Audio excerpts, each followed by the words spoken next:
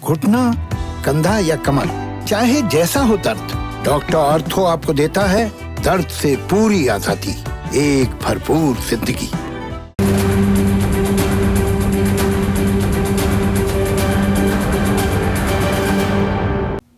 आज सबसे बड़ा सवाल की मैं शुरुआत करूंगा एक शेर से, और इसे मशहूर किया था स्वर्गीय सुषमा स्वराज ने जब वो नेता प्रतिपक्ष थी लोकसभा में। तू इधर उधर की ना बात कर, तू इधर उधर की ना बात कर, ये बता कि काफिला क्यों लुटा।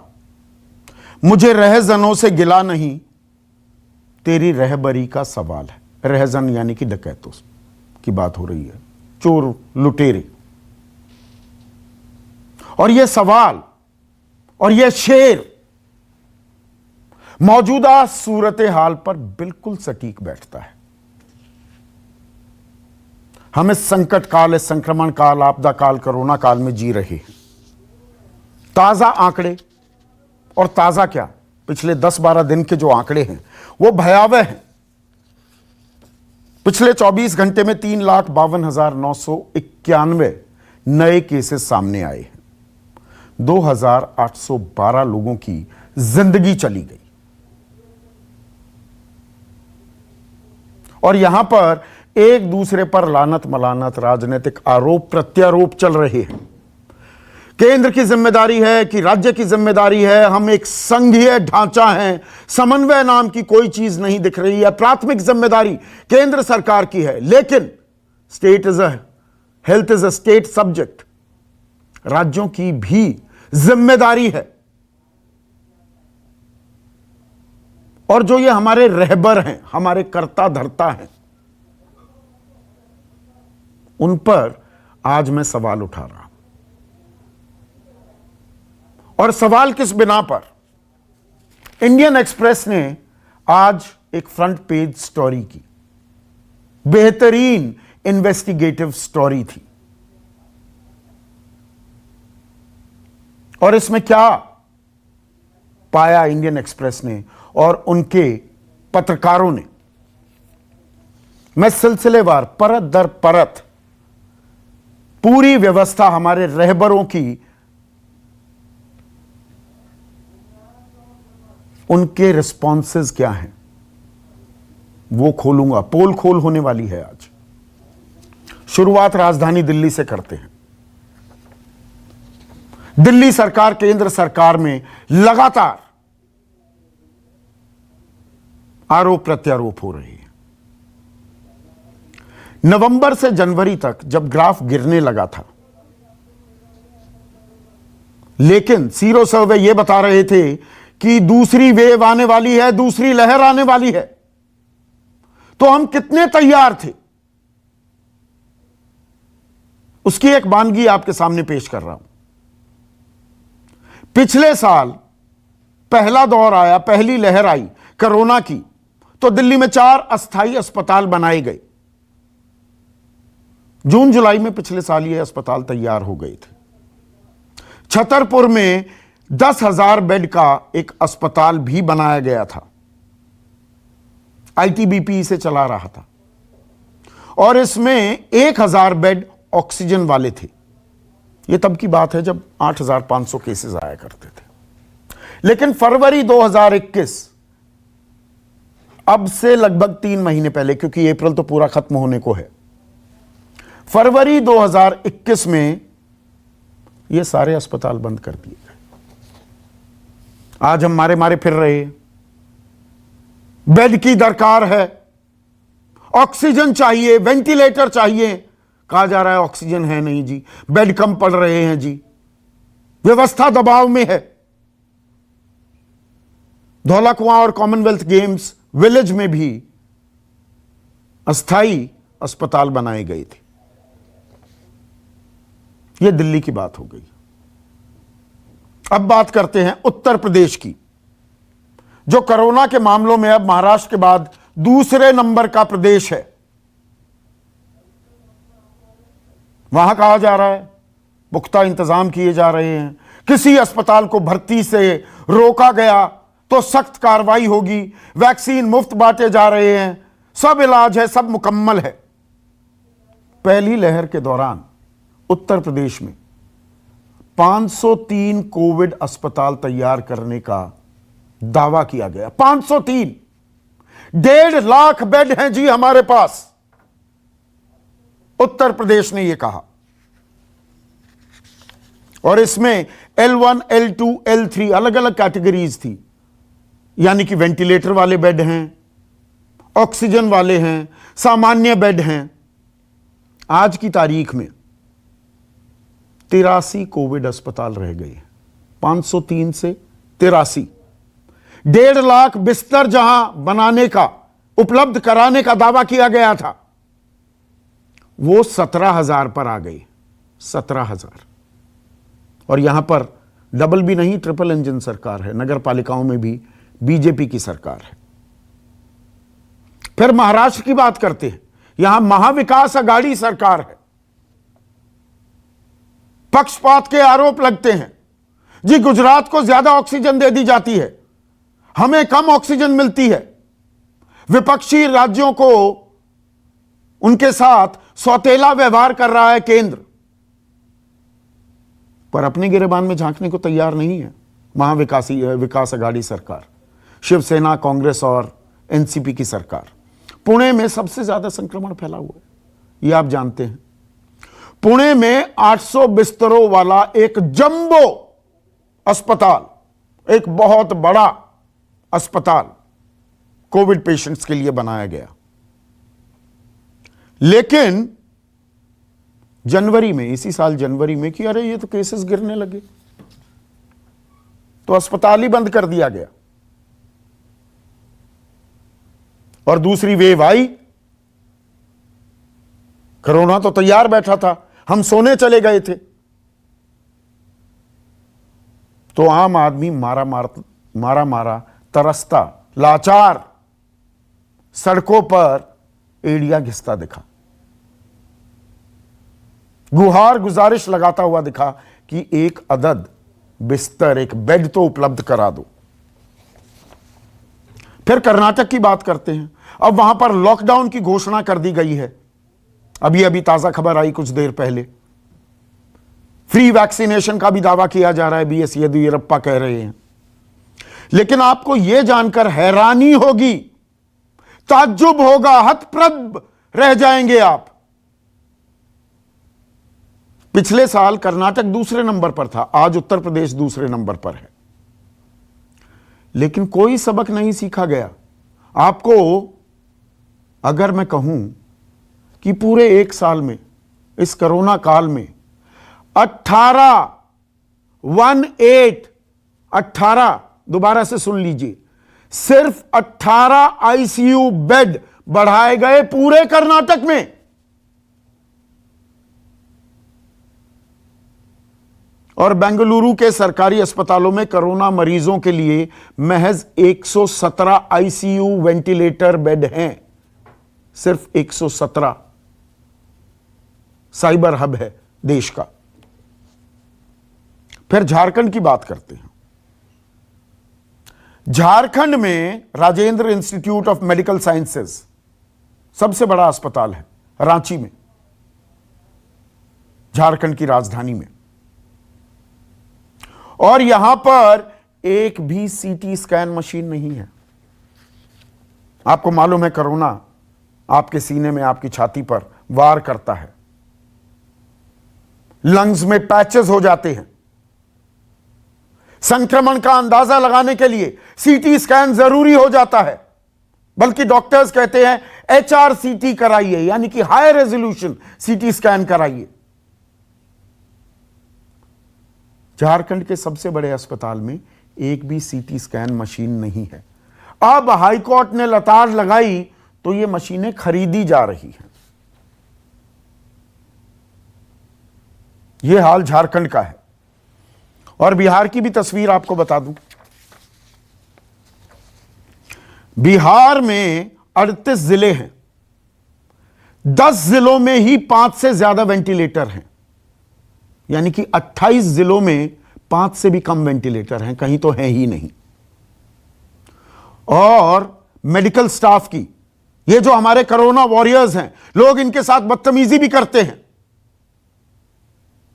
2400 घंटे ये लगे हुए हैं, 1.25 साल हो चुका है हमारा इलाज करने में। लेकिन बिहार में सुशासन राज में 5000 डॉक्टर्स की कमी है और कोरोना काल में भी ये पद नहीं भरे गए हैं। तो आज हम जो दुखड़ा रो रहे हैं, राजनीति जो कर रहे हैं, असल हकीकत कोई कबूलने को, कोई मानने को, अपने गिरेबान में कोई झांकने को तैयार नहीं है। कोरोना जब अंगड़ाई ले रहा था, दूसरी लहर की तैयारी कर रहा था, हमारी व्यवस्था, हमारे रहबर जंभाई ले रहे थे, सो रहे थे, सोने की तैयारी कर रहे थे कि कोरोना तो हमने हरा दिया, अब तो हम दुनिया की मदद करेंगे। हम तो कोरोना को हरा चुके हैं और आज भी स्थिति कोई अच्छी नहीं है। अस्पतालों में भी ये लाल फीताशाही जो है ना, ये सरकारी अड़ंगे जो हैं, वो बात बात पर लगाए जा रहे हैं। आज दिल्ली हाईकोर्ट को फटकार लगानी पड़ी, दिल्ली सरकार को। बहुत से अस्पतालों में आप जाइए, भर्ती होना है जी, आरटीपीसीआर दिखाइए रिपोर्ट। अरे सिम्टम्स आ रहे हैं, आप चेक कीजिए ना, बदन टूट रहा है, तेज बुखार है, नजला जुकाम है, सांस लेने में तकलीफ आ रही है, मैं पहले आरटीपीसीआर कराऊं। नोएडा में होम कलेक्शन बंद हो चुकी है। मेरे मां बाप बुजुर्ग हैं, आपके घर में बुजुर्ग होंगे, बुजुर्ग आदमी से कहिए लाइन में लगिए। सुबह 6:30 बजे लाइन लग जाती है तो 10 बजे नंबर आता है, 10 बजे आएंगे तो शाम को 4 बजे नंबर आएगा और आप वायरल लोड कैरी कर रहे हैं, आप संक्रमित हैं। वहां लाइन लगाकर खड़े होइए, जी आरटीपीसीआर रिपोर्ट चाहिए, फिर रिपोर्ट आने में 4 से 6 दिन लग जाएंगे, उसके बाद भर्ती होगी। लाल फीताशाही से अब भी हम बाज नहीं आ रहे हैं। गुजरात में हमने वाकया देखे हैं, हमने रिपोर्टिंग की है कि मरीज को भर्ती नहीं किया गया। क्यों जी? आप 108 एम्बुलेंस में नहीं आए, यानी कि 108 जो आप डायल करते हैं, एम्बुलेंस आती है, आपको अस्पताल लेकर जाती है, तो वो आपने प्रोटोकॉल फॉलो नहीं किया, तो जी आपको भर्ती नहीं करेंगे। ये हमारे सिस्टम, हमारे रहबरों का रिस्पॉन्स है। ऐसे में आज का सबसे बड़ा सवाल, और सवाल बिल्कुल सीधा है, बिल्कुल साफ है, कोरोना ले रहा था अंगड़ाई, अस्पताल हो रहे थे बंद। मैं कहूंगा कोरोना ले रहा था अंगड़ाई, हम ले रहे थे, हमारे रहबर ले रहे थे जबाही।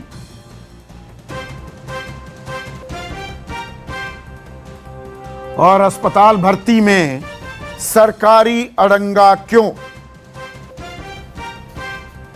चर्चा में मेरे साथ बीजेपी के राष्ट्रीय प्रवक्ता आरपी सिंह, कांग्रेस के राष्ट्रीय प्रवक्ता डॉक्टर अजय कुमार, डॉक्टर होने के अलावा बेहतरीन आईपीएस ऑफिसर रह चुके हैं।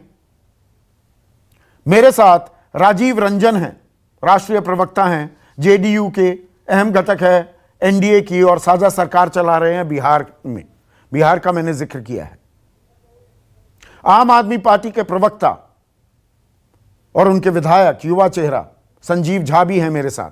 इसके अलावा सुप्रियो भट्टाचार्य, झारखंड मुक्ति मोर्चा के प्रवक्ता, मेरे साथ इस चर्चा में जुड़ेंगे। मैंने रांची का, झारखंड का जिक्र किया है। और देश के जाने माने डॉक्टर एम वली भी मेरे साथ इस चर्चा में जुड़ चुके हैं। तो आज सवाल संजीव रहबरी का है। राजनीति और राजनीतिक आरोप प्रत्यारोप हमने बहुत सुन लिए। ऑक्सीजन की कमी के लिए कौन जिम्मेदार है, समन्वय नहीं हो रहा है, पक्षपातपूर्ण रवैया अख्तियार किया जा रहा है, सौतेला व्यवहार हो रहा है, वगैरह वगैरह वगैरह, जिससे आम आदमी को कोई लेना देना नहीं। उसे इलाज चाहिए और इलाज होता है अस्पताल में। आपने पिछले साल 4 अस्थायी अस्पताल बनाए थे कि नहीं? कहां गए वो? बंद क्यों कर दिए थे?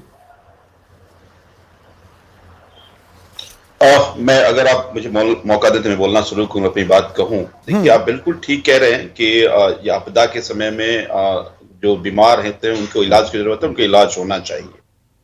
और ये बड़ा आपदा है। अभी तक जितने भी वेव थे उसमें संक्रमण 7%, 8% था। अब 40% संक्रमण है। 28 हजार, 33 हजार पेशेंट आ रहे हैं। आपने बिल्कुल ठीक कहा कि जो कुछ पहले कोविड केयर सेंटर बने थे वो बंद किए गए, और उसके अपने कारण भी थे, क्योंकि बीच में क्या कारण थे?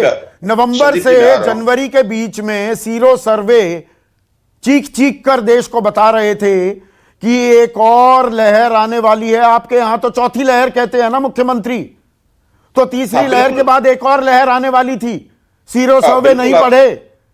बिल्कुल आपने ठीक कहा, लेकिन देखिए, हमने जितने भी, चाहे वो होटल हो, चाहे वो हमने बाकी और जो कमर्शियल सेंटर्स हमने लिए थे, अब उसमें पेशेंट नहीं थे और कमर्शियल टाइम था, शायद तो उन लोगों के भी आ रहे थे कि भाई हमें अपने कमर्शियल यूज करने हैं। और सरकार को लगा चूंकि अभी इस तरह का वेव नहीं है, जब कभी वेव होगा हम ले लेंगे। यही कारण है कि पिछली बार हमने 16,000 बेड तैयार किए थे, अभी हमारे पास कमोबेश 20,000 हुए, लेकिन वो भी कम पड़ रहे हैं।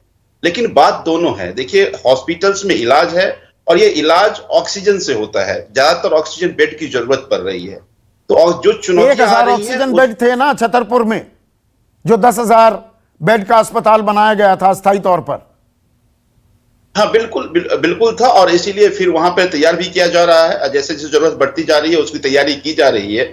लेकिन अब देखिए कि चाहे छतरपुर में वहां आईटीबीपी तैयारी कर रही थी, अब हमेशा तो वो मैन पावर अगर वहां पे यूज नहीं है वो तो खड़े तो नहीं रहते, इसीलिए उसको बीच में वाइंड अप करना पड़ा था।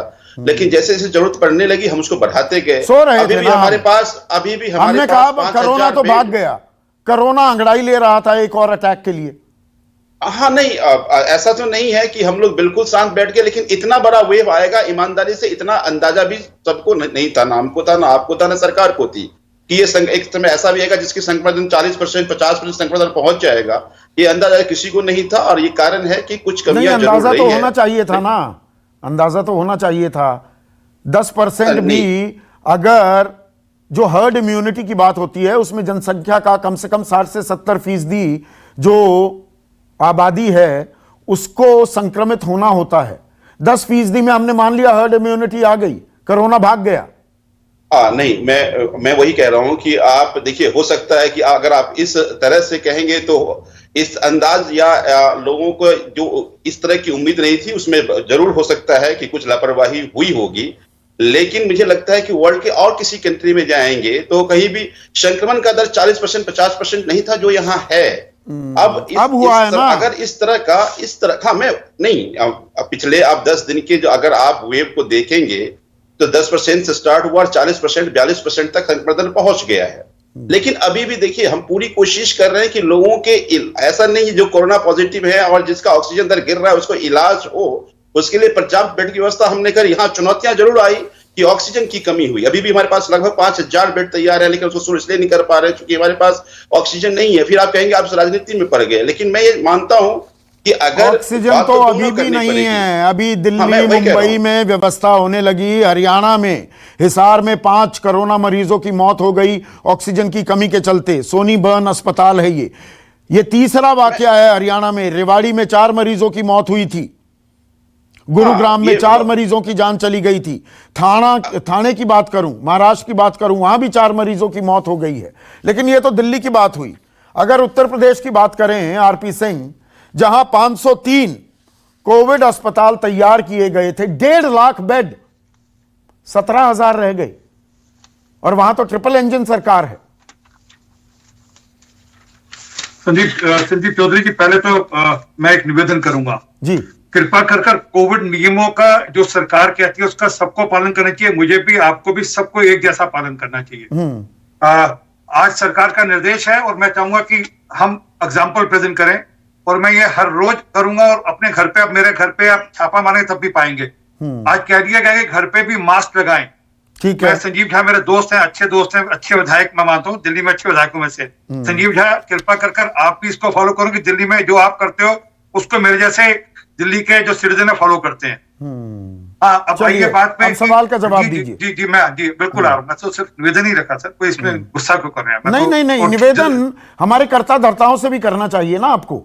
सर मैं तो रैलियों में बिना मास्क के रैलियां संबोधित की जा रही थी। मेरे संजीव झा तो मेरे करता रहता, संजीव झा दिल्ली के, अच्छा, उनसे निवेदन किया मैंने एक सिटीजन के नाते से, और मैं उनको अच्छा विधायक मानता हूँ, अच्छे लोगों से मानता हूँ। सवाल का जवाब। जी, मैं मानता हूँ कि कहीं ना कहीं कमियां रही, कहीं ना कहीं दिक्कतें रही, और सरकारें कहीं ना कहीं इस बारे में कॉम्प्लेसेंट हो गई कि हमें अब कोरोना चला गया या कोरोना कम हो गया, इसमें हमने कॉम्प्लेसेंट हो गई। हालांकि केंद्र सरकार लगातार चिट्ठियां लिखती रही, लगातार चेताती रही, और वो सिर्फ इसके लिए नहीं कि वेव 2 या सर्वे क्या आ रहे हैं, इवन इसके लिए कि ऑक्सीजन को लेकर क्या तैयारी करनी है उसके बारे में भी। सही बाबू, आपकी सरकार को, मतलब सारी सरकारों को, जिसमें सबको निवेदन करता है कि 21 जनवरी को चिट्ठी लिखी गई सर, बिल्कुल लिखी गई। उसके अलावा सरकार की ओर से पैसे भी दिए गए, उसका इंतजाम भी किया गया, उसके बाद उसको इम्प्लीमेंट जमीन पर राज्य की सरकारों का ना, उसमें मैं किसी एक सरकार को नहीं कह रहा, सब सरकारों को मिलकर अपने उसका इम्प्लीमेंट कुछ नहीं जब चिट्ठी लिखी जा रही थी उसके साथ साथ कुंभ मेले की तैयारी और चुनाव की तैयारियां भी हो रही थी, तो राज्य सरकारों ने भी अपने कोविड अस्पताल जो खुले थे उनको बंद करना शुरू कर दिया। 503 अस्पतालों में से सिर्फ 83 अस्पताल रह गए उसके साथ साथ। एक मिनट सुनिए, अरे एक मिनट सुनो ना, आपने बीच में बात क्या कर, उसके साथ साथ जो चुनाव की तैयारी हम नहीं करते, वो कानून है जिसको लागू करना पड़ता है, कॉन्स्टिट्यूशनल वो है इसको लागू करना पड़ता है, संविधान को लागू करना पड़ता है, और वो इलेक्शन कमीशन करता है, हम नहीं करते। परंतु हाँ, उसके साथ साथ किसान आंदोलन चला जिसमें महापंचायतें चली। आप हर बार भूल जाते, मुझे हर बार आपको याद दिलाना पड़ता है। महाकुंभ भी एक पार्ट है। बिल्कुल याद। अरे सर बिल्कुल रोज याद दिलाऊंगा आपको। और आपके यहाँ से लोग जाते भी रहे उसको कवर करने के लिए बिना मास्क पहने हुए। आपके यहाँ प्रोग्राम आता है हालात जमीन के, मुझे उसका नाम बहुत अच्छा प्रोग्राम देते हैं, जमीन से हालात जानकारी। राजीव रंजन बहुत अच्छा प्रोग्राम देते हैं, बिना मास्क के चलता रहा, वो ठीक है। चलिए, आप इतना फॉलो करते हैं। वही आपने उत्तर प्रदेश की बात की, आपका वैलिड पॉइंट है किसान आंदोलन को लेकर। आरपी सिंह, आपका वैलिड पॉइंट है, मैं मान रहा हूं आपकी बात। तो ये पंचायत चुनाव तीसरा चरण जो हो रहा है, ये तो चुनाव आयोग नहीं कराता ना पंचायत चुनाव। 83 अस्पताल रह गए, पंचायत चुनाव, सरपंच, प्रधान, पार्षद, चेयरमैन चुनना बहुत जरूरी है। अभी वहां लंबी लंबी आज भी कतारें लगी। धन्यवाद, मैं उत्तर दे दूं? हाँ प्लीज। देखिए, मैंने कहा चुनाव कराना एक संवैधानिक प्रक्रिया है, और एक ऐसी जरूरत है जिसको ना करें तो दिक्कत, करें तो दिक्कत। आज तक मैं खुद मान रहा हूँ जी। नहीं, यहाँ चुनाव आयोग नहीं कराता पंचायत चुनाव, वो राज्य सरकार कराती है।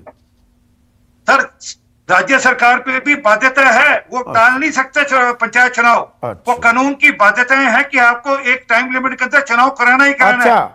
आप थोड़ा कानून मैंने भी पढ़ा है, अगर आपातकाल है, संकट काल है, आप मुलतवी कर सकते हैं। ऐसी कोई बाध्यता नहीं है। आरपी सिंह, आप तो पत्रकार रहे हैं। अरे सर, उससे क्या, मैं आपको कानून की धारा बता देता हूँ कि कौन सी कानून की धारा कहती है कि आप चुनाव टाल नहीं सकते। आपको चुनाव टाल नहीं सकते, नहीं तो बिल्कुल 2.5, 3, 4 साल आपने तो बहुत काम किया है जम्मू कश्मीर में, नहीं हुए ना चुनाव। सर, वहां पर जो प्रक्रिया चालू हो चुकी है उसको नहीं रोका गया। नहीं, चालू क्यों कराई? 15 तारीख से हुए ना पंचायत चुनाव। तो मैं आपकी बात होगी पूरी। ये प्रक्रिया चालू हो चुकी थी, चुनाव की प्रक्रिया उस दिन से नहीं चालू थी जिन चुनाव का वोट होता है।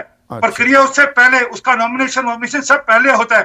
खैर, इसमें विषय नहीं, विषय यह है कि कहीं ना कहीं प्रदेश, जितनी राज्य सरकारें हैं, उन्होंने ढिलाई की, उन्होंने जो ढिलाई की। चलिए, आप ये मान रहे हैं, और ये ढिलाई, हाँ, मैं सिलसिलेवार तरीके से। अब डॉक्टर अजय कुमार, आपकी सरकार है महाराष्ट्र में, महाराष्ट्र अव्वल नंबर पर है। आपने बहुत आरोप लगाए, सौतेला व्यवहार हो रहा है, हमें नहीं दी जा रही ऑक्सीजन जी, कालाबाजारी बहुत हो रही है। आप आरोप तो लगा रहे हैं। पुणे, सबसे ज्यादा संक्रमण फैला पुणे में, 800 बेड का एक जंबो अस्पताल था, बंद कर दिया। हम ताला लगाने से कोरोना भाग जाता है। अस्पताल पे ताला लगा दिया जी, कोरोना अस्पताल बंद है, आप मत आइए। देखिए संदीप जी, जरूर कुछ कमियां तो राज्य सरकार के द्वारा, वहाँ पर महाराष्ट्र में हमारी सरकार है, वहाँ पर हमारी तरफ से भी गलतियां जरूर हुई है। लेकिन एक आंकड़े मैं आपको देना चाहूंगा। एक जीनोमिक सीक्वेंसिंग करके एक संस्थान बनाई गई थी केंद्र सरकार द्वारा, और उसका काम था कि पूरी तरह से ये कोविड का जो वायरस का जीनोमिक सीक्वेंसिंग जो है, इसका जीनोम क्या है, किस तरह का वेरिएशन है, उसको लक्षण करते रहे। ये भारत सरकार ने बंद कर दिया करीब करीब। हमको 5% करने थे, तो क्योंकि आपको तब तक नहीं मालूम था कि ये जो डबल म्यूटेशन और ट्रिपल म्यूटेशन जो वायरस जो फैल रही है, लगातार लोग बोलते ही गए। आप उसके सीक्वेंसिंग तो प्रदेश सरकार को भी मालूम नहीं था। ये सच्चाई, ये बात सही है कि नहीं मालूम क्यों नहीं था? आप ही के लोग, आप भी उसमें शामिल हैं, राहुल गांधी, प्रियंका गांधी, तमाम लोग कहते हैं जी सीरो सर्वे नहीं देखा क्या? नवंबर से जनवरी के बीच में साफ दिखाई दे रहा था कि एक और लहर आने वाली है, तो आपकी राज्य सरकार है उसको नहीं देख रही थी क्या सीरो सर्वे? सिर्फ केंद्र सरकार देखे? नहीं, पहली बात है, देखिए एक चीज है, इस लड़ाई में 4 या 5 मेन आपके पास ब्रह्मास्त्र है। पहले तो ऑक्सीजन है, दूसरा वैक्सीन है, तीसरा रेमडेसिविर और दवाई है, चौथा जो सोशल डिस्टेंसिंग जो बेड को भूल गए, पहले तो बेड चाहिए ना। नहीं, एक मिनट संदीप जी, मैं 2 मिनट में खत्म कर लेता हूँ। हाँ, बताइए। मैं पहले मान रहा हूँ कि कुछ गलतियां हुई, ऐसे नहीं कि कोई गलती हमने सिर्फ केंद्र सरकार की गलती है। लेकिन सबसे बड़ा योगदान जो होना चाहिए था केंद्र सरकार की तरफ से, जैसे ऑक्सीजन, आज उन्होंने तय कर दिया कि हर एक जिला अस्पताल में ऑक्सीजन प्लांट बिठाएंगे, कल तय हुई थी। ये 1 साल तक क्यों लगा टाइम? प्रधानमंत्री केयर फंड उस पर मैंने विस्तृत कार्यक्रम किया डॉक्टर अजय कुमार। आज मैं पॉइंटेड सवाल पूछ रहा हूं, ये रहबरी का सवाल है, ये हमारी व्यवस्था पर सवाल है। आप झारखंड में एक बेहतरीन आईपीएस ऑफिसर भी रहे हैं। झारखंड में अगर Rajendra Prasad institute of medical sciences में एक भी सीटी स्कैन ना हो मशीन, क्या दर्शाता है? क्या तैयारी है हमारी? या राजनीति के लिए तैयार रहते हैं कि आरोप लगा देंगे जी केंद्र ने कुछ नहीं किया? एक सीटी स्कैन मशीन नहीं लग पाई। आपसे एक मिनट संदीप जी, मैं आपसे 200% सहमत हूँ। जहां पर गलती हुई है, गलती है, उसमें मैं आपसे बहस भी नहीं करूंगा। और हमारी गलती है तो हम उसको मानते हैं, हमारी कमी है और उससे माफी भी मानते हैं, उसमें कोई दो राय नहीं। हम ये नहीं कहेंगे कि इसमें हमारी गलती नहीं है, ये हमारी गलती है, मैं मानता हूँ। लेकिन मैं कह रहा हूँ कि देखिए, जिस तरह से 90, अगर ये पूरी कोविड की लड़ाई में अगर 100 अंक अगर आप देंगे तो 70-80% केंद्र सरकार की जिम्मेदारी थी, 30% हमारी आप मान लेते हैं। लेकिन जिस तरह से मदद होनी चाहिए थी, ना दवाई की मदद, ना ऑक्सीजन की मदद। अब आंकड़ों में घुसे रहे क्या हम? आंकड़ों में 70% है कि 30% है, 50-50% है, हेल्थ स्टेट सब्जेक्ट है या नहीं? अगर मैं झारखंड की एक और बात आपको बताऊं, और आप जानते होंगे डॉक्टर अजय कुमार, आप जानते होंगे पिछले साल जब पहली लहर आई तो झारखंड में वहां जो बड़े बड़े शहर हैं, वहां के 12 बड़े निजी अस्पतालों को कोविड फैसिलिटी में तब्दील कर दिया गया था। रांची, धनबाद, बोकारो, जमशेदपुर में। इस साल एक को भी ऐसा नहीं किया गया है। नहीं, जमशेदपुर में तो मुझे मालूम है कि पीएमएच से लेकर के बहुत सारे हॉस्पिटल्स का तो ऐलान हो गया है। अब हुआ है ना ऐलान, पहले तैयारी नहीं थी। जब ओले पड़ने लगे, जब पानी नाक से ऊपर चढ़ गया, तब हम चटपटाने लगे। एक चीज बताइएगा कि पहली बात यह है कि ये जो केंद्र लेवल में जिस तरह की वार्निंग होनी चाहिए थी, ये आईसीएमआर है, ये नेशनल जो है नीति आयोग के कोविड टास्क फोर्स है, किसी ने जो आप प्रदेश का क्षमता, झारखंड का क्षमता और राष्ट्रीय क्षमता के तुलना मत कीजिए। किसी तरह का आरपी सिंह बीच में नहीं, मेरे शो में नहीं होता है। पहले तो ऑक्सीजन को जो है निर्यात करना बंद कर दीजिए सर, पहले ऑक्सीजन निर्यात करना बंद कर दीजिए, और वैक्सीन मैन्युफैक्चरर को 1 लाख करोड़ का फायदा मत पहुंचाइए। 1 लाख करोड़ लगेंगे, इन दोनों कंपनी को फायदा मिलेगा, मुनाफा। ये सब बंद कर लीजिए, पहले तो उसको तो बंद कर लीजिए। पहले बेड दे दीजिए, फिर हम डाइवर्ट होने लगते हैं। पर मैं डाइवर्ट नहीं होने दूंगा आज डिबेट को। राजीव रंजन, 38 जिले हैं बिहार में, 10 जिलों में ही 5 से ज्यादा वेंटिलेटर हैं, 28 जिलों में 5 वेंटिलेटर तक नहीं है, और हम कोरोना से लड़ रहे हैं। देखिए, सबसे पहले तो मैं इतना जरूर कहना चाहूंगा, आज के पैनल में सभी राजनीतिक दलों के नेताओं ने कोरोना के आकलन में जो दूसरी, तीसरी या चौथी जो भी लहर, उसके आकलन में, उसके पूर्वानुमान में गलती का जो जिस तरह से गलती को मान लिया है, ये एक अच्छी शुरुआत है और ये निश्चित तौर पर इसके लिए आप बधाई के पात्र हैं। इसलिए कि अब तक मैं जितनी भी बहसों में बैठा हूं, आत्मुग्ध प्रवक्ताओं को अपने अपने दल के बचाव के लिए जिस तरह से दूसरों पर कीचड़ उछालना और अपनी कमियों को ढकने के लिए लगातार डिबेट में समय इस तरह से बर्बाद किया जाता है, उसके बजाय आपने सीधे तौर पर राज्य सरकारों और केंद्र सरकार की जिम्मेवारी पर आपने बात की। मैं मानता हूं कि जो स्वास्थ्य व्यवस्था को लेकर के बदलाव जिस कदर होने चाहिए थे, उसको और भी बेहतर किए जाने की जरूरत थी। अब इसमें विलंब जरूर हुआ है, लेकिन युद्ध स्तर पर जो कुछ भी किया जा सकता है, अभी बेड्स कैसे बढ़े, किस तरह से वेंटिलेटर्स बढ़े, ऑक्सीजन सिलेंडर्स लोगों को मिल सके, एक निर्धारित राशि से ज्यादा प्राइवेट हॉस्पिटल्स में भी लोगों को भुगतान नहीं करना पड़े, ये कई ऐसे सवाल हैं। और उसके बाद वैक्सीनेशन को लेकर के सभी राजनीतिक दल के वैसे नेता जिनकी बड़ी फॉलोइंग, वो जो सैटेलाइट चैनल्स हैं उस पर ज्यादा से ज्यादा लोगों को मोटिवेट करे कि वो टीका ले, इसलिए कि अभी ये सारे जो सवाल हैं ये बेहद महत्वपूर्ण। बिल्कुल आप जायज बात कह रहे हैं राजीव जहां रंजन, कमियां हैं, आप बिल्कुल जायज बात कह रहे हैं, ये चीज होनी चाहिए, मोटिवेट करना होगा लोगों को। लेकिन जब तक सिस्टम की, हमारी व्यवस्था की खामियां उजागर नहीं होंगी तो हमारे कर्ता धर्ता, और आप सभी कर्ता धर्ता हैं हमारे, आप चेतेंगे नहीं।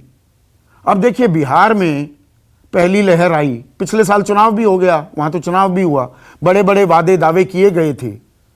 5000 डॉक्टर्स और मेडिकल स्टाफ की कमी है, रिक्त पड़े हुए हैं ना पद, आज तक वो नहीं भरे गए। तो हमारी प्राथमिकता क्या है, ये सवाल तो उठेंगे ना। निश्चित तौर पर आपकी बात बिल्कुल सही है।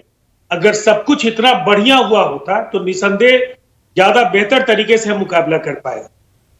जो कमियां हैं उनको कितना जल्द हम दुरुस्त कर सकते हैं, ये अभी बड़ा सवाल है। और आज मुख्यमंत्री जी वीडियो कॉन्फ्रेंसिंग के जरिए सारे अधिकारियों से उन्होंने जायजा लिया है, पटना की सड़कों पर उतर करके उन्होंने इलाकों का भी जायजा लिया है और युद्ध स्तर पर नहीं जायजा ठीक है, आपने एक शब्द का इस्तेमाल किया था राजीव जी, युद्ध स्तर की तैयारियां चाहिए। युद्ध में आप जाते हैं बिना असलहे, बिना हथियारों के, युद्ध स्तर की तैयारियां बिना बेड के, बिना अस्पताल के, बिना डॉक्टर्स के, बिना मेडिकल स्टाफ के, तो क्या युद्ध लड़ेंगे हम? नहीं, तैयारियों में जो चीजें जरूरी हैं उनकी तैयारियां करनी है। युद्ध पर के मोर्चे, अगले मोर्चे पर जो लोग जा रहे हैं उनके साथ साथ पीछे जो सैनिक जाएंगे उनकी तैयारियां भी आपको मुकम्मल करनी है। और मुझे लगता है ये संक्रमण का दायरा बढ़ने जा रहा है, ये 15-20 दिनों में हालात बिगड़ सकते हैं। ये राजनीतिक दल के नेताओं को ये साफगोई के साथ स्वीकार करना होगा कि आपको उसके अनुरूप भी आपको उसका पूर्वानुमान अब कम से कम कर। चलिए, ये एक अच्छी बात है, सभी पैनलिस्ट सिस्टम में जो कमजोरियां हैं उसे कबूल रहे हैं। आप कुछ कहना चाह रहे थे आरपी सिंह? मेरा सिर्फ निवेदन इतना है कि जितने पैनलिस्ट बैठे, और मेरी भी सरकार राज्य में जहां भाजपा की सरकार, सबसे है कि जो चिट्ठियां केंद्र की ओर से आपको भेजी जाती है, और मैं डॉक्टर अजय कुमार पे बोलूंगा, अपनी सरकार को भी बोलो, इसमें मत पड़िए कि भाजपा या कांग्रेस सरकार है। तो कोरोना ये देख के नहीं था कि भाजपा या कांग्रेस की सरकार है या आम आदमी पार्टी की सरकार है। कृपा कर जो निवेदन आपको भेजे जा रहे हैं उनको फॉलो अप करो, उनकी जरा चिंता करो, और इसमें राजनीति मत करो। आप चेहरा लाकर राजनीति नहीं, वाजिब बात है, आपकी जायज बात है। आरपी सिंह, अब इसमें एक और उदाहरण दे दो।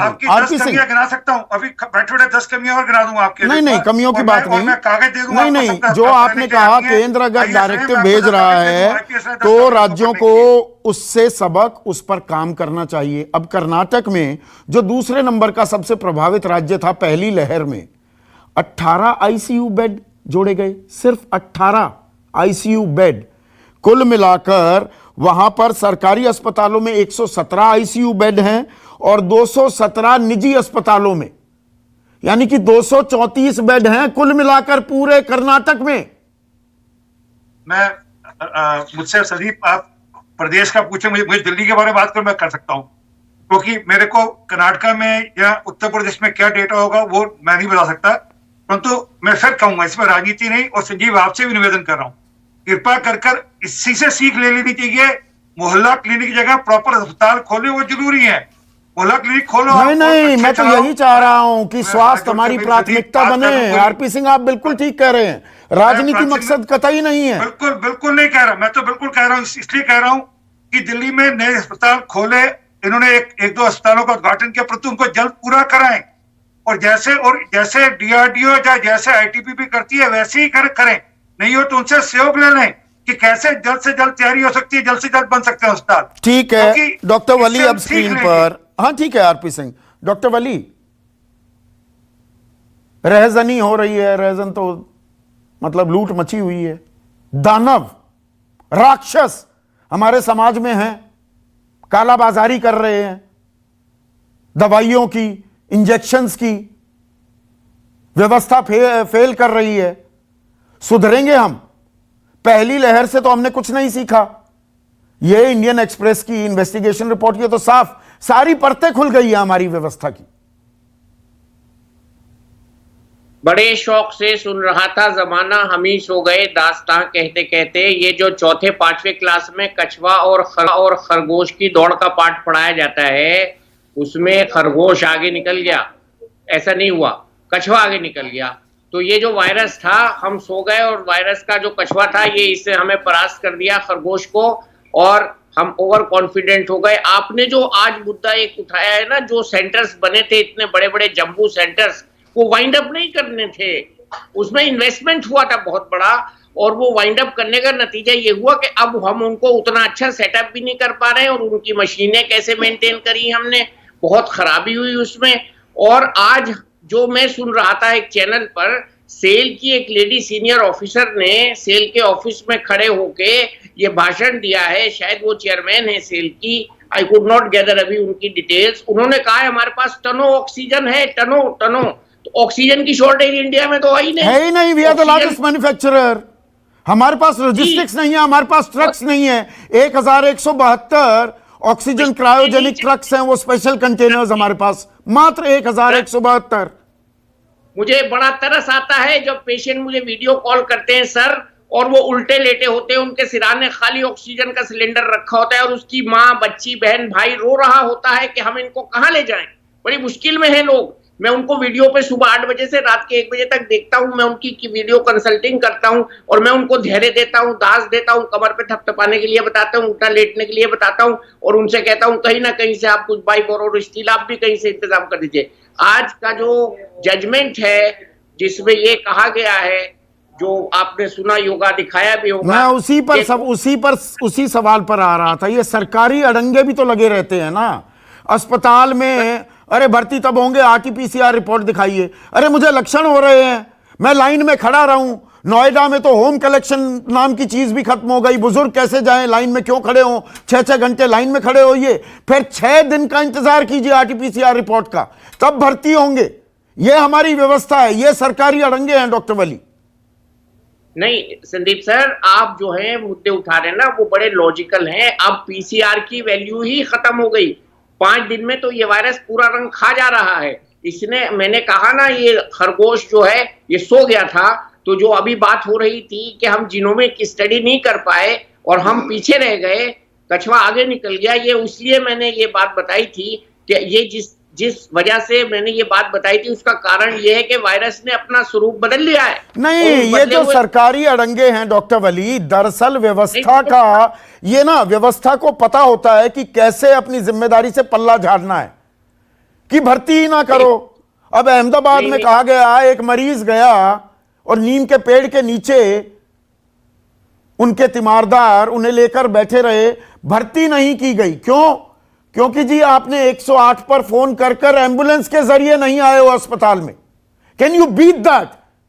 सोच भी सकते हैं ऐसा हो रहा है। नहीं, ये तो बहुत ही ये मजाक खेज चीज है। ये हमें ये बिल्कुल नहीं करना है। हमें हर दर्दमंद की मदद करनी है, और हर आदमी इस वक्त मदद के लिए खामोश है, उसकी आवाज भी नहीं निकल रही है। हमें उस आवाज को अपने दिमाग से सुनना है, कान से नहीं सुनना है। हमें सबकी मदद करनी है, और हर घर में इस वक्त कोरोना घुस चुका है, हर फ्लोर पे घुस नहीं, चुका जो ये है। बेड की कमी है, जो मारे लोग फिर रहे हैं, वो हमारी व्यवस्था ने ये आपदा क्रिएट की ना। हमारे पास थे बेड्स, वो व्यवस्थाएं थी, 4 अस्पताल थे दिल्ली में, 503 कोविड सेंटर्स ऑपरेट करने लगे थे उत्तर प्रदेश में। रेलवे ने बनाए थे, आनंद विहार में रेलवे ने बनाई थी, इतने अच्छे कंपार्टमेंट्स खड़े थे। जब हम लोग कह रहे थे गर्मी है कैसे जाएंगे लोग इनमें, तो वो सब फैसिलिटी वाइंड अप नहीं करनी थी।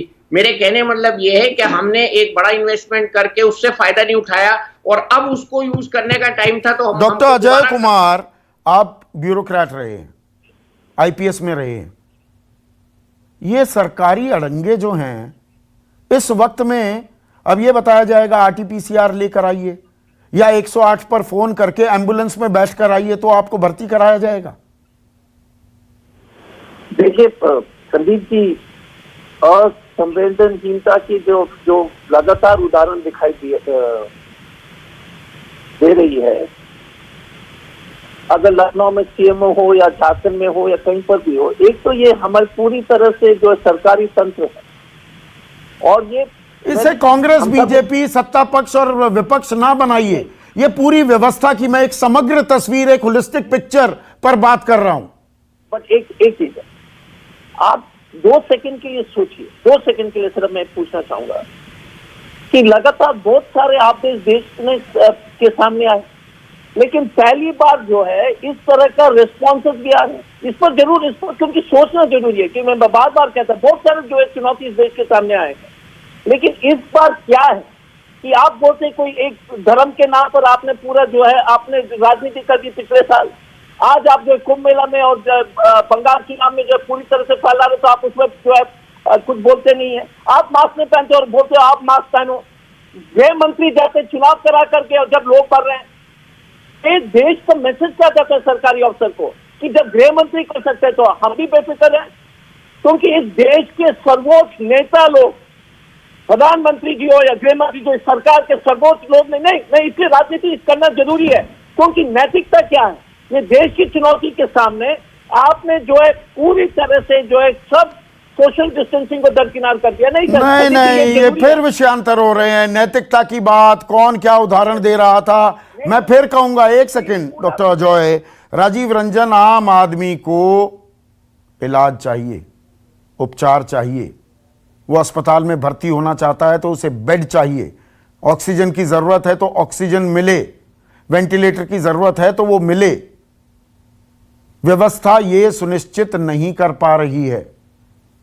हमारे संविधान में दिल्ली हाई कोर्ट ने ये बात कही है, अलग अलग कोर्ट्स ने कही है, सुप्रीम कोर्ट ने P Unni Krishnan versus state of Andhra Pradesh में कहा है, article 21 right to life and personal liberty में डॉक्टर्स असिस्टेंस इंक्लूडेड है। ये मेरा मूल अधिकार है, मौलिक अधिकार है, मेरी फंडामेंटल राइट है। इसको सुनिश्चित कराना आप लोगों की, व्यवस्था की जिम्मेदारी है। साहब की बात से सहमत। जब दम तोड़ते सांसों को जिस समय आप देखते हैं, लोगों की चीख, और जिस तरह से टेलीफोन पर गुहार लगा रहे हैं लोग, जिस तरह से लोग जिंदगी की किसी तरह से भीख मांग रहे हैं कि उनको मिल जाए, मैं समझता हूं इससे ज्यादा त्रासद कोई स्थिति नहीं हो सकती। और इसीलिए इस व्यवस्था में बहुदलीय लोकतंत्र ये स्वीकार करना होगा कि कहीं ना कहीं मानवता के प्रति जो गंभीर और अक्षम्य अपराध हम लोगों ने किया है, उसकी भरपाई अब यही है कि इसको किस तरीके से हम लोगों की जान बचा सके। जिन लोगों की जिंदगियां चली गई वो तो वापस नहीं आएंगी, लेकिन आने वाले समय में इससे बहुत बड़ी तादाद में मौतें हो सकती हैं। इनको कैसे हम रोक सकते हैं, यह हमारी चिंता का विषय होना चाहिए। और निश्चित तौर पर क्रायोजेनिक टैंकर्स या इस तरह के सवाल जो केंद्र सरकार के जिम्मे, ऑक्सीजन सिलेंडर्स राज्यों को पहुंचाने का सवाल है, या राज्य सरकारों को आधारभूत संरचना की दृष्टि से वेंटिलेटर्स या अस्पतालों में जो बेड्स और तमाम चीजों को लेकर के एक ऐसी रणनीति पर काम करने की जरूरत है कि जिसका तुरंत 15 दिन, 1 सप्ताह इस तरह के कालबद्ध कार्यक्रम बने और सबको साथ मिलकर चलना होगा ना। We have to catch the bull by its horn. ये सांड, ये मैंने पहले शब्द इस्तेमाल किया, ये कोरोना का सांड, सबको मिलकर इसके सींग पकड़कर इसे पटकनी देनी होगी। आपस में राजनीतिक पटकनी से काम नहीं चलेगा, कोरोना नहीं भागेगा। राजीव रंजन, देखिए, इंसानियत माफ नहीं करेगी, और जिस तरह से दुनिया के ज्यादातर मुल्कों में कोरोना को नियंत्रित किया गया, हमारे पहले चरण में हम जो भी बेहतर प्रबंधन के दावे करते रहे हो, लेकिन निसंदेह बाद के दिनों में हालात जब बिगड़े हैं तो हम लोगों को अपनी तैयारियों पर दंभ के बजाय जरूर ये कहना चाहिए कि ये प्रायश्चित का वक्त है, और प्रायश्चित तभी होगा जब इसके लिए बहुत ईमानदार कोशिश होगी, सबक लेना होगा। पर सबक लिया जा रहा है क्या संजीव झा? मतलब कोई भर्ती होने आ रहा है तो उससे भाई, अरे अपना आधार दिखाओ, अपना आरटीपीसीआर दिखाओ, 108 पर फोन करके एम्बुलेंस से आए कि नहीं आए। देखिए, मतलब यहां पर कोई ये आदमी का पहले पूरा का पूरा ब्यौरा लोगे या उसे बचाओगे? संदीप जी, दिल्ली के मुख्यमंत्री पिछली बार कोविड में ही एक इंस्ट्रक्शन दिया था कि अगर कोई पेशेंट सीवियर आता है तो उसका आरटीपीसीआर ना देखा जाए, पहले उसका इलाज किया जाए। और हम लोग ये सुनिश्चित भी कर रहे हैं। मेरे यहाँ नहीं था ना सुनिश्चित, तभी तो दिल्ली हाईकोर्ट को ये कहना पड़ा। मैं आ रहा हूँ उस पे। मेरे यहाँ सरकारी हॉस्पिटल है, कल ही मेरे पास सूचना आई कि कोई सीवियर ऑक्सीजन गिर रहा है, उनको कहा गया और डॉक्टर्स ने कहा कि आप आरटीपीसीआर रिपोर्ट लेकर आइए। हमने कहा कि नहीं, आप उसका इलाज कीजिए, रिपोर्ट आप सीटी स्कैन की रिपोर्ट आप देख लीजिएगा। तो स्टैंडिंग इंस्ट्रक्शन है, अगर जहां कहीं फॉलो नहीं हो रहा है और उसको फॉलो करवाया जाए। और आपके टीवी चैनल के माध्यम से मैं दिल्ली की जनता को कहना भी चाहता हूं कि अगर आपको कोविड के सिम्टम हैं और अगर आप हॉस्पिटल आपका इलाज नहीं करता है तो आप उनसे इलाज कराइए, या आप अपने वहां पर झगड़ा करेगा, शिकायत कीजिए। यहां पर अरे कानून क्यों बनते हैं? इस तरह के कानून क्यों बनते हैं? ये किसके दिमाग का फितूर है जी? आरटीपीसीआर लेकर आओ, इलाज कराओ ना।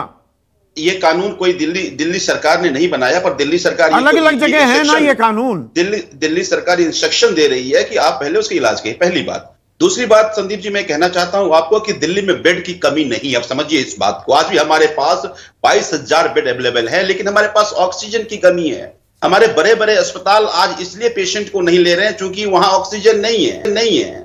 अब मैं कहूंगा कि जब तक ऑक्सीजन नहीं मिलेगी कैसे हो पाएगा? आप कहेंगे राजनीति नहीं कर रहे हैं।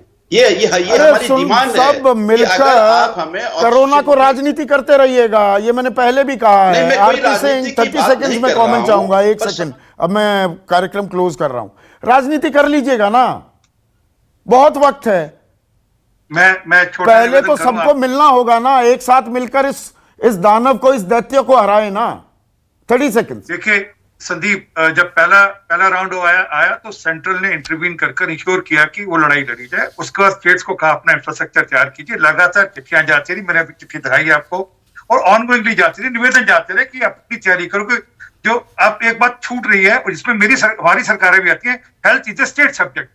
वो अगर दिल्ली है या यूपी है या कर्नाटक है या महाराष्ट्र है, हेल्थ स्टेट सब्जेक्ट है। उनको स्टेट को अपने हिसाब से बेड्स की सबकी तैयारी करनी। अभी संजीव कह रहे हैं 22,000 बेड है, इतना बड़ा मजाक कर रहे हैं सर। ऐसा मत करिए दिल्ली के साथ ऐसा नहीं, मजाक आम आदमी के साथ हो रहा है। देखिए इस राजनीति में ये क्या स्टेट सब्जेक्ट है, सेंट्रल सब्जेक्ट है, डिजास्टर मैनेजमेंट एक्ट भी लगी हुई है, तो केंद्र का भी अधिकार है, राज्यों का भी अधिकार है। आम आदमी को इससे नहीं लेना देना। सबक हमें लेना होगा, जो राजीव रंजन ने कहा, राजनीति से हमें ऊपर उठना होगा और आम आदमी की जान बचाना प्राथमिकता होनी चाहिए।